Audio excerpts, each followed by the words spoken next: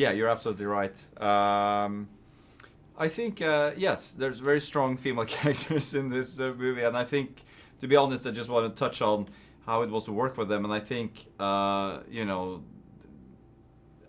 feel so lucky as a filmmaker, as a director, to have, in my opinion, some of the best actors in the world on the set playing these characters. And I think those days on set, with Michelle Pfeiffer, Angelina Jolie, Elle Fanning, battling it out, was the best days. And you're sitting behind the monitor, and you really, there's hundreds of people there, but you kind of feel that you're in the movie theater. So it is really special.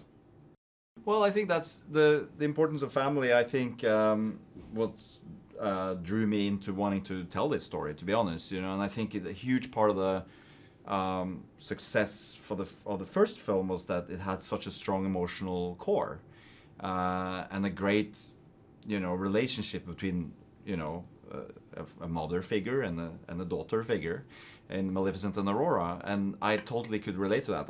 I'm a parent myself, and I have two daughters, and I think that was very important for me in this next chapter, was to continue their story, the story between Maleficent and Aurora,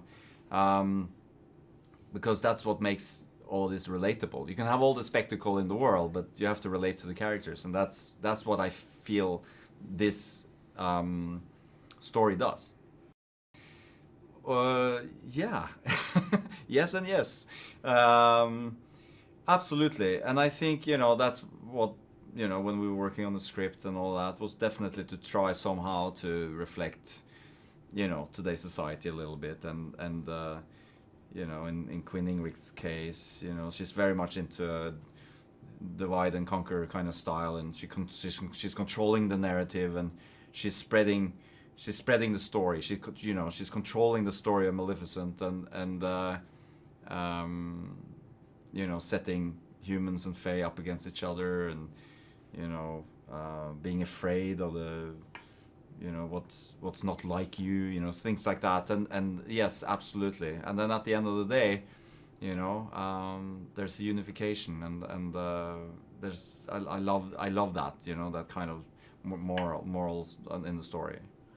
Yeah, in the case of Queen Ingrid and Philip, yes. Yeah, no, I think that Queen Ingrid, played by Michelle Pfeiffer, has definitely a hidden agenda. And in one of my favorite scenes of the movie, which is the dinner scene, we see for the first time how the plan is kind of like put into life, and it's all, the cannons are in position, and she's trying to fire up Maleficent, and again controlling the narrative, and creating a divide in the room. And I think Prince Philip's journey into realizing that his mother is not what he thought she was, is a very interesting, and probably the biggest arc of any character in the film. Well, these films are always tricky because there's so much visual effects in them, and we shoot against so-called green screens and blue screens, and so there's nothing there basically. And it's kind of like, for me, a love-hate relationship to that in a way, because yes, it's when you're shooting it's like takes a year before you see anything finished, and it's hard for the actors to kind of like, you just have to look at the laser marker or whatever.